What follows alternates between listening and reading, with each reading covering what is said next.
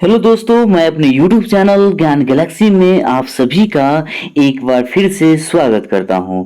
आज हम इस वीडियो के माध्यम से क्लास 12 के और यूनिट 2 के मौर्य काल से गुप्त काल तक का राजनीतिक एवं आर्थिक इतिहास से संबंधित सारे प्रश्नों को एक वीडियो के माध्यम से देखेंगे। इसमें जो भी प्रश्न है या तो पूछे गए हैं या तो आपके एग्जाम के दृष्टिकोण से महत्वपूर्ण होने वाली है, तो आप पहले इस वीडियो को देखें और सारे महत्वपूर्ण प्रश्न को आप अपने नोटबुक में जरूर नोट करें। तो आइए हम स्टार्ट करते हैं अपने पहले प्रश्न से।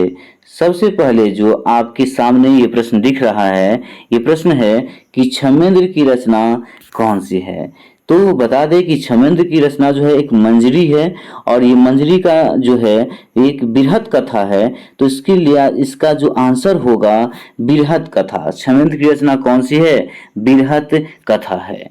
इसके बाद हमारा जो अगला प्रश्न है, इंडिका किसकी रचना है? इंडिका किसकी रचना है? तो आपको बता दें कि इंडिका जो लिखा गया है ये मेगास्थनीज के द्वारा लिखा गया है।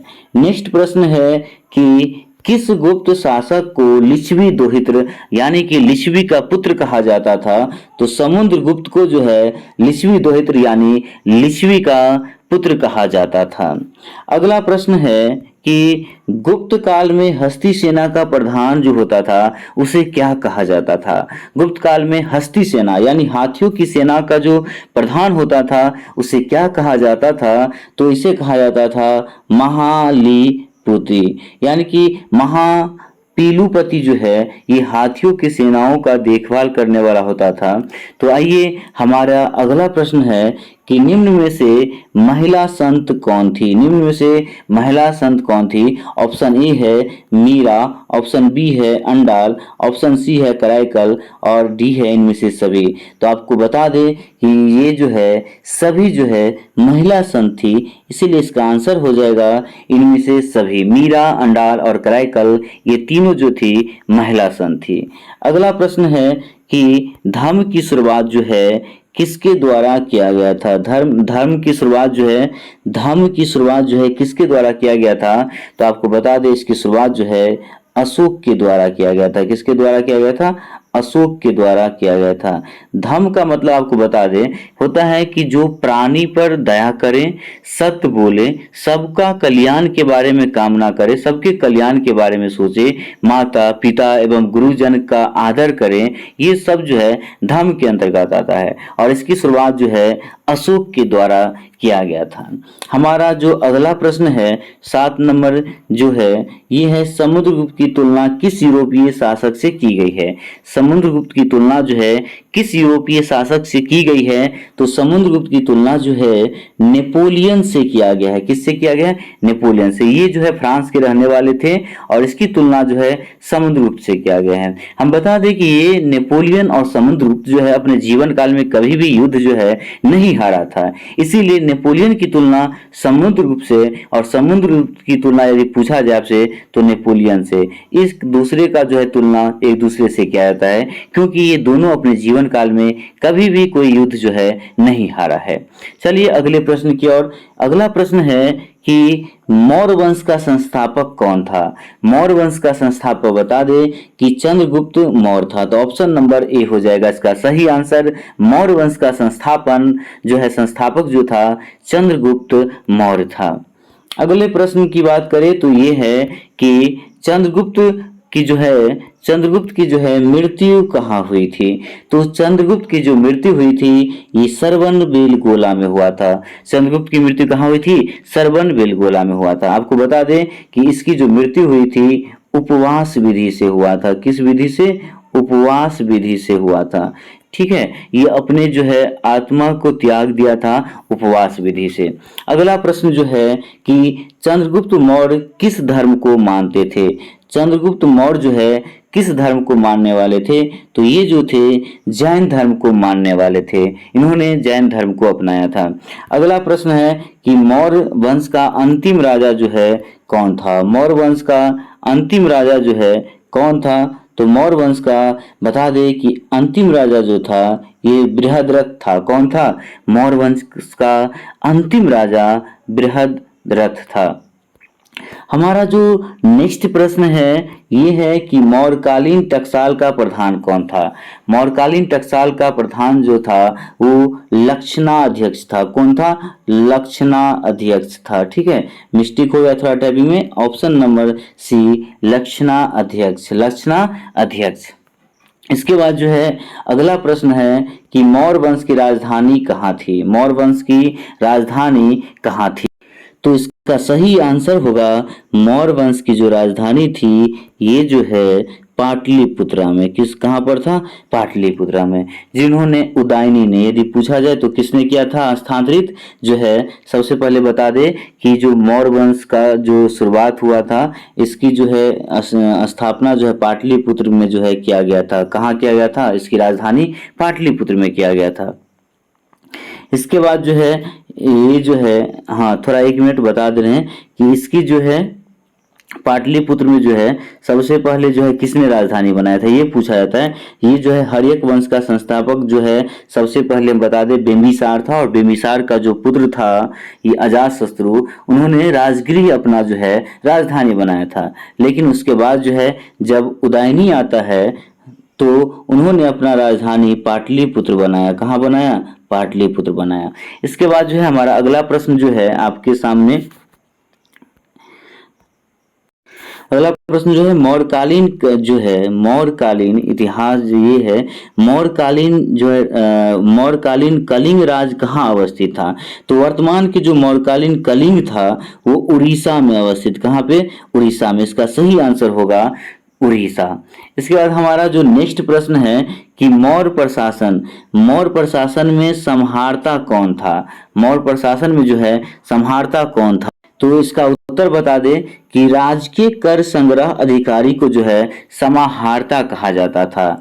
ठीक है, राजकीय कर संग्रह अधिकारी को क्या कहा जाता था? समाहर्ता कहा जाता था मौर्य प्रशासन काल में। इसके बाद हमारा नेक्स्ट प्रश्न है कि जो है मौर्य काल में ब्रह्मदेव का अर्थ क्या होता था।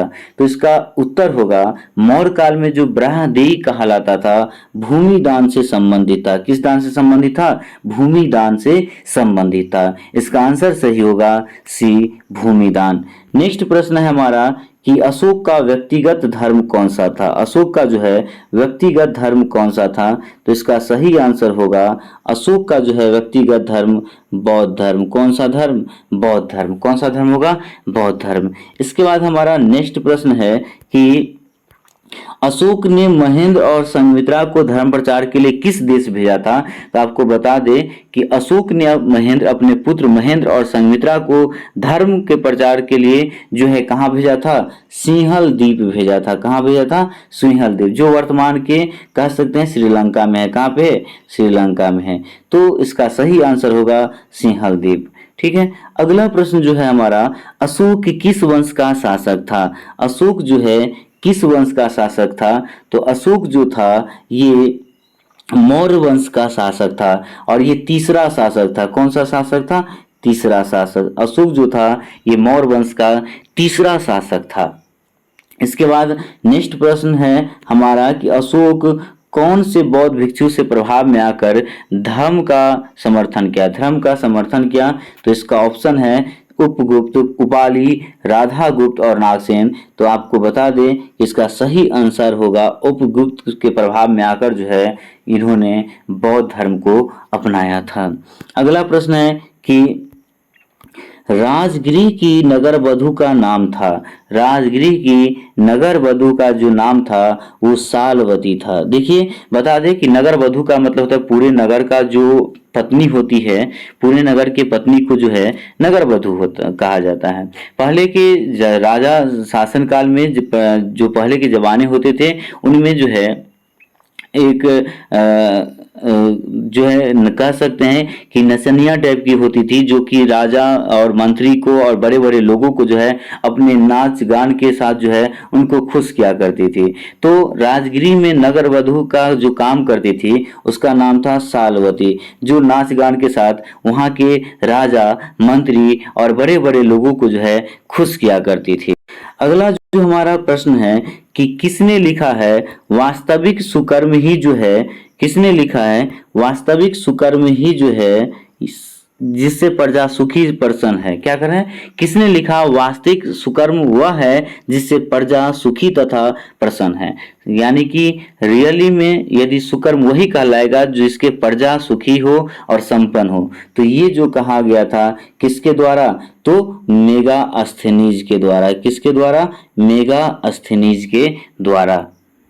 सॉरी दोस्तों, इसका आंसर जो होगा ये होगा कौटल्य होगा। क्या होगा? कौटल्य होगा। सही आंसर होगा कौटल्य होगा।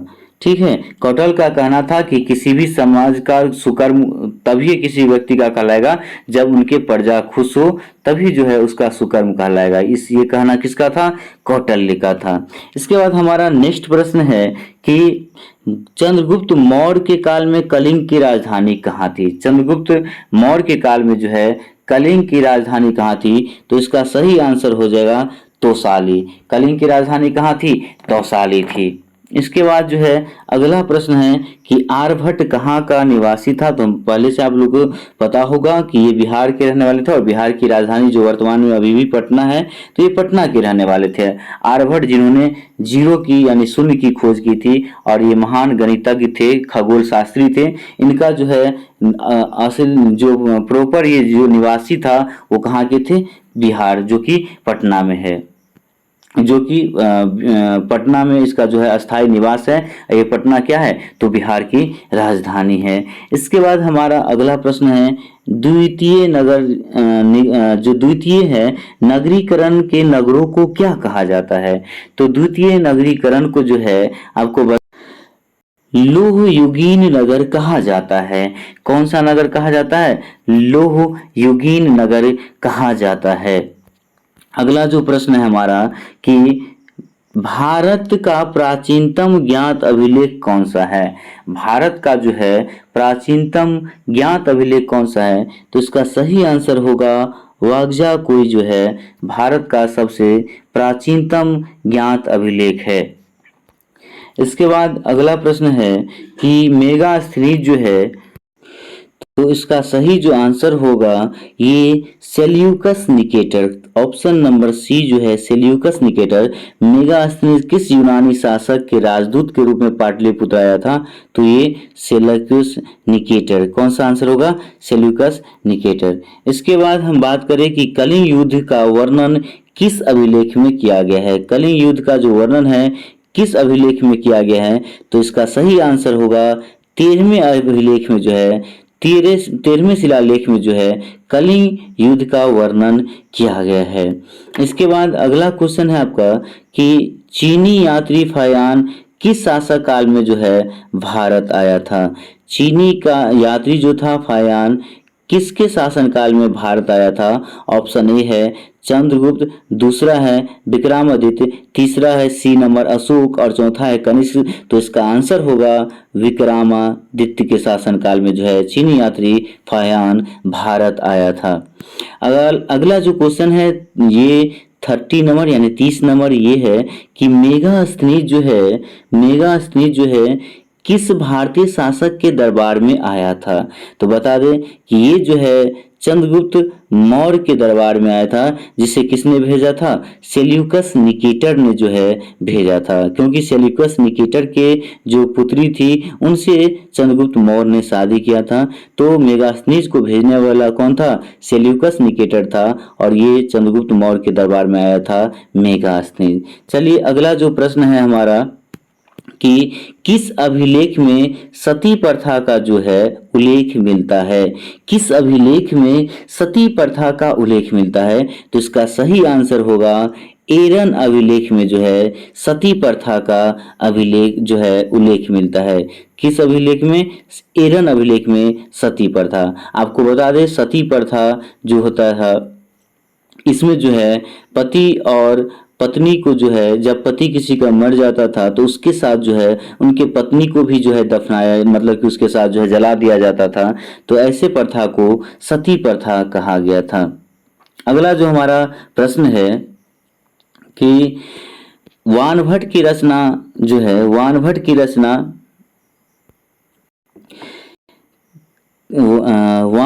रचना जो है ये जो है वानभट्ट की रचना कदाम्बरी में किस शासनकाल का वर्णन है? जो वानभट्ट की रचना कदाम्बरी में जो है किस शासनकाल का वर्णन किया गया? जो प्रश्न है कि गुप्त संवत जो है किसके द्वारा शुरू किया गया था? गुप्त संवत जो है किसके द्वारा शुरू किया गया था और कब किया गया था?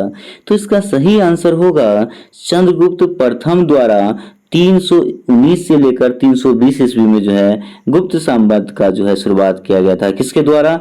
चंद्रगुप्त प्रथम के द्वारा। अगला हमारा जो प्रश्न है कि ये जो है पंचतंत्र की रचना किसने की है? पंचतंत्र की रचना किसने की है? ये जो है विष्णु शर्मा ने जो है पंचतंत्र की रचना की है। ये बार बार पूछे जाने वाले भी क्वेश्चन है, बहुत बार जो है कंपटीशन एग्जाम में भी बार बार पूछा जाता है। तो पंचतंत्र की रचना किसने किया है? तो विष्णु शर्मा ने किया है। अगला प्रश्न है कि प्राचीन नालंदा विश्वविद्यालय के संस्थापक कौन थे? प्राचीन नालंदा विश्वविद्यालय के संस्थापक कौन थे?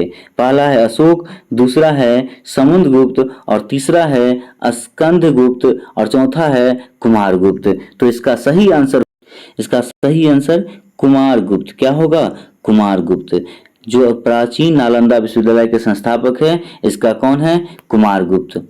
इसके बाद जो है अगला प्रश्न जो है भारतीय इतिहास का कौन सा काल स्वर्ण काल के नाम से जाना जाता है?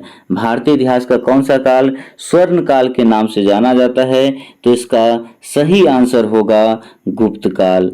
गुप्त काल को जो है भारतीय इतिहास का स्वर्ण काल के नाम से जाना जाता है। इस काल में जो है सबसे ज्यादा गुप्त काल में जो है सोने के सिक्के जो है जारी किए गए थे, इसीलिए गुप्त काल को जो है स्वर्ण काल के नाम से जाना जाता है।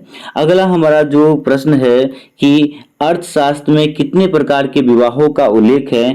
तो आपको बता दें कि अर्थशास्त्र में जो है 8 प्रकार के विवाहों का उल्लेख है।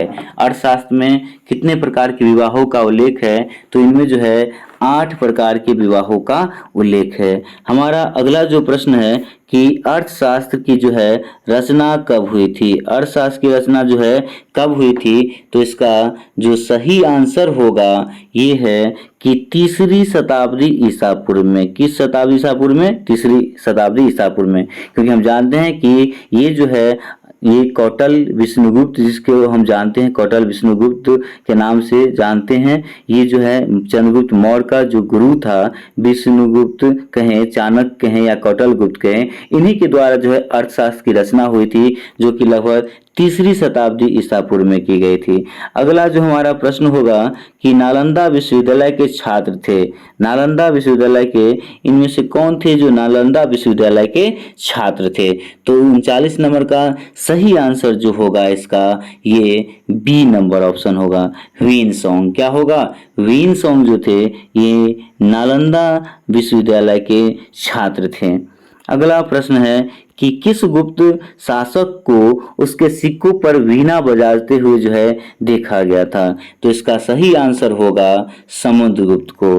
किसको? समुद्रगुप्त को जो है किस गुप्त शासक को उसके सिक्के पर वीणा बजाते हुए दिखाया गया है? तो समुद्रगुप्त को जो है वीणा बजाते हुए जो है सिक्कों पर दिखाया गया है। इसके बाद हमारा अगला जो प्रश्न है कि उत्तरी पश्चिमी भारत में प्राप्त जो है उत्तरी पश्चिमी भारत से प्राप्त अशोक के अभिलेखों का लिपि था, ये कैसा था?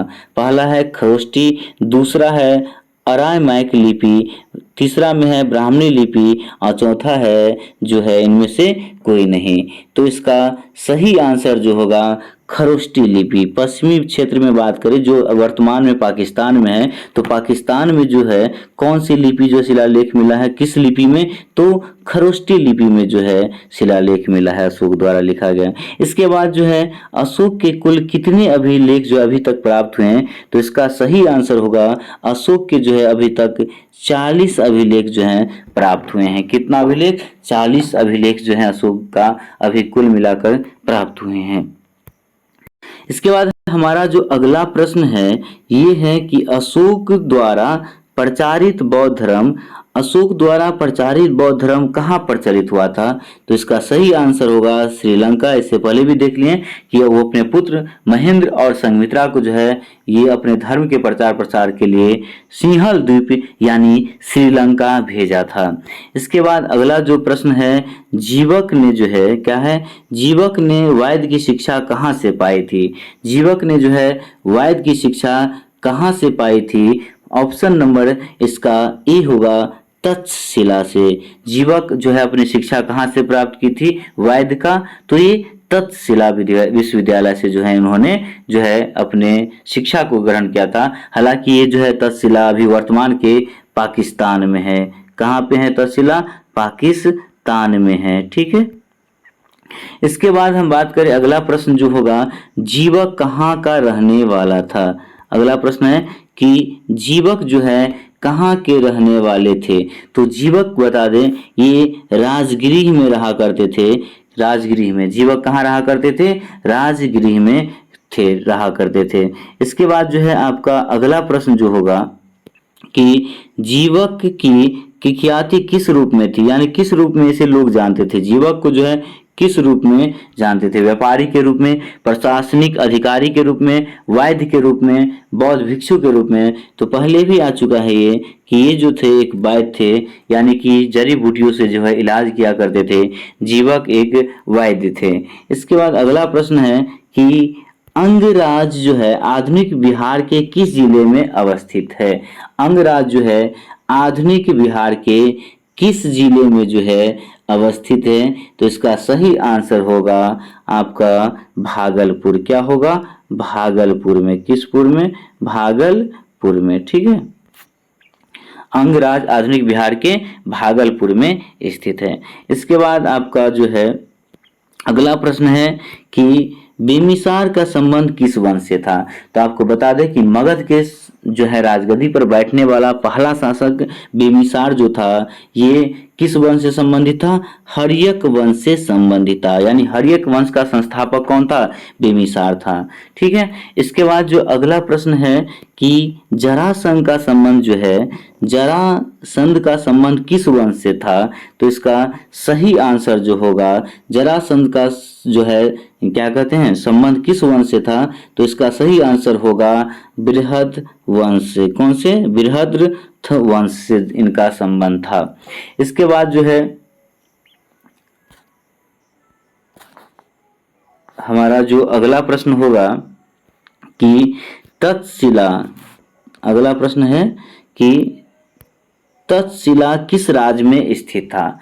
तो तक्षशिला जो था ये ऑप्शन है ए मगध, बी अंग, सी गांधार राज और डी मल राज। ठीक है। तो इसका सही आंसर जो होगा ये गांधार राज। कौन से राज? गांधार राज। तक्षशिला किस राज्य में स्थित था? तो गांधार राज्य में स्थित था। इसके बाद अगला क्वेश्चन है कि सेल्यूकस निकेटर ने अपनी पुत्री का विवाह किस राजा से किया था?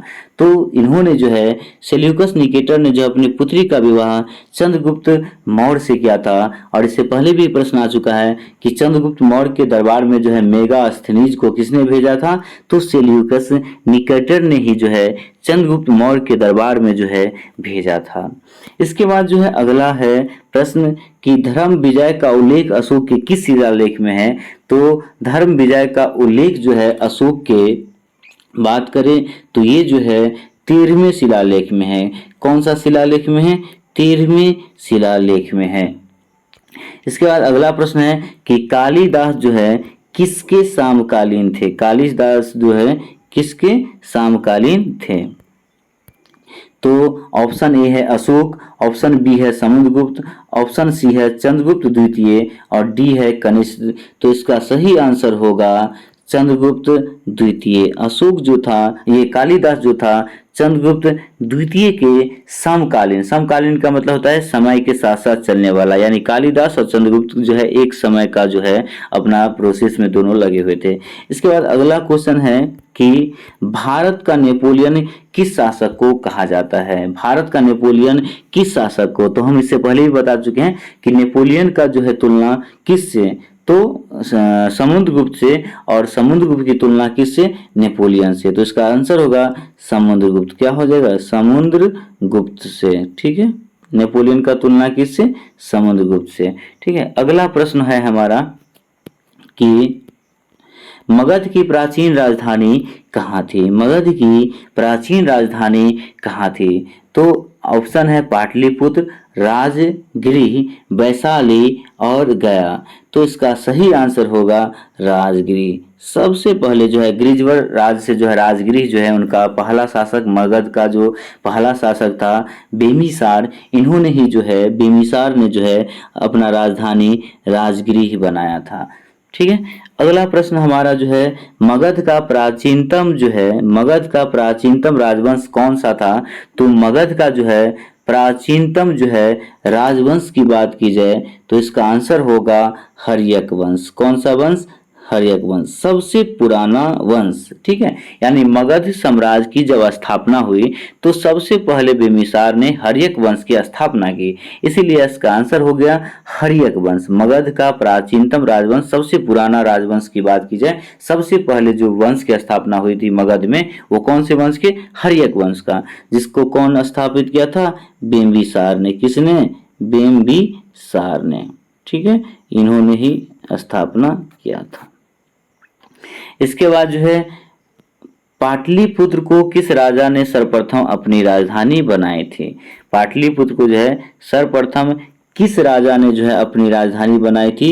तो सबसे पहले बता दें कि बिम्बिसार अपनी राजधानी में जो है सबसे पहले ये तो बनाया था राजगिरी। अजातशत्रु उनका पुत्र, ये भी वहीं पे रहने दिया, लेकिन जो है इसके बाद जो उदयनी आया, अजातशत्रु का पुत्र उदयनी, इन्होंने अपनी राजधानी राजगिरी से जो है कहाँ प्रावर्त किया? पाटलिपुत्र में। यानी कि पाटलिपुत्र की स्थापना जो है उदयनी के द्वारा किया गया था। ये जो है 3 नदियों के संगम पे है। ये भी पूछा जाता है कि उदयनी द्वारा जो पाटलिपुत्र में जो है अपना राजधानी बनाया गया, ये किस किस नदी पे है? तो गंगा है, ठीक है, गंगा, सोन और एक और नदी है पुनपुन। ठीक है, पुनपुन। इन पुनपुन नदी, सोन नदी और गंगा नदी के तट पर जो है ये क्या कहते हैं इसको, पाटलिपुत्र अवस्थित है, जो वर्तमान के पटना है, और यहीं पर जो है इन्होंने अपना राजधानी बनाया था। तो पूछा जाए कि पाटलिपुत्र की स्थापना किसने किया था? तो उदयनी ने किया था। यहाँ पर हम बता दें एक बात कि बिम्बिसार का पुत्र कौन था? अजातशत्रु। अजातशत्रु का पुत्र कौन था? उदयनी। ठीक है, इसके बाद हमारा अगला जो प्रश्न है ये है कि पाटलिपुत्र नगर की स्थापना उदयनी ने किस नदी के संगम पर? देखिए आ गया यहाँ पे, तो गंगा है, सोन है, ये कह रहा है कि पाटलिपुत्र की जो स्थापना की गई थी, पाटलिपुत्र की स्थापना उदयनी ने किस नदी के संगम पर किया था? तो ऑप्शन ए है गंगा, बी है सोन, सी है पुनपुन और डी है इनमें से सभी। तो आपको बता दें ये इन तीनों नदियों के संगम पर जो है पाटलिपुत्र की स्थापना की गई थी। अगला क्वेश्चन है कि रथ मूलस नामक संक्रामक आक्रमक जो है यंत्र का प्रयोग किस जनपद ने सबसे पहले किया था? तो बता दें कि रथ मूलस नामक आक्रामक यंत्र था जो कि अजातशत्रु द्वारा जो है वज्जी को जीतने के लिए सबसे पहले मगध ने प्रयोग किया था। किसने किया था? मगध ने। किसको जीतने के लिए? वज्जी को जीतने के लिए। वज्जी वाले क्षेत्र पर जो है आक्रमण किया था और रथमूलस का जो है प्रयोग किया था। किसने किया था? रथमूलस एक जो है इस पर जो है पत्थर रखने फेंकने वाला जो एक औजार होता था, इसको जो है रथ पर रखकर जो है इस्तेमाल किए जाते थे, जिनका इस्तेमाल सबसे पहले अजातशत्रु के शासनकाल में मगध द्वारा किया गया था वज्जी को जीतने के लिए। इसके बाद हमारा जो अगला क्वेश्चन है कि त्रामलिप्ति बंदरगाह जो है, एक मिनट, हाँ, त्रामलिप्ति बंदरगाह जो अवस्थित है कहाँ है? ऑप्शन है गुजरात में, केरल में और जो है बंगाल में, महाराष्ट्र में। तो इसका सही आंसर होगा बंगाल में। कहाँ पे? बंगाल में। त्रामलिप्ति बंदरगाह जो है बंगाल में अवस्थित है। इसके बाद हमारा नेक्स्ट क्वेश्चन है कि इलाहाबाद परिस्थिति का लेखक कौन है? परिस्थिति का लेखक, इलाहाबाद परिस्थिति का लेखक कौन है? तो इसका सही आंसर होगा हरिसेन। क्या होगा? हरिसेन। कौन होगा? हरिसेन। इलाहाबाद प्राशस्त्य का लेखक कौन था? तो हरिसेन था। इसके बाद हमारा अगला प्रश्न है कि चाणक्य जो है भारत में किस शिक्षण संस्थान में शिक्षा ग्रहण किया था? चाणक्य जो है भारत के किस शिक्षण संस्थान में जो है ये शिक्षा ग्रहण किया था? तो इसका सही आंसर जो हो जाएगा तक्षशिला विश्वविद्यालय में। तक्षशिला विश्वविद्यालय में जो है चाणक्य ने अपनी पढ़ाई की हुई थी। इसके बाद हमारा अगला क्वेश्चन है कि प्राचीन भारत में उदंतपुरी विश्वविद्यालय कहाँ स्थित था? प्राचीन भारत में उदंतपुरी विश्वविद्यालय जो था वो कहाँ स्थित था? तो इसका सही आंसर हो जाएगा मगध में। उदंतपुरी विश्वविद्यालय कहाँ अवस्थित था? मगध में अवस्थित था। नेक्स्ट हमारा क्वेश्चन है कि सख संबंध की शुरुआत कब से मानी जाती है? सख संबंध की शुरुआत जो है कब से मानी जाती है? तो इसका सही आंसर होगा 78 ईसा पूर्व। कितना ईसा पूर्व? सख संबंध की शुरुआत जो हुई थी 78 ईसा पूर्व में हुई थी।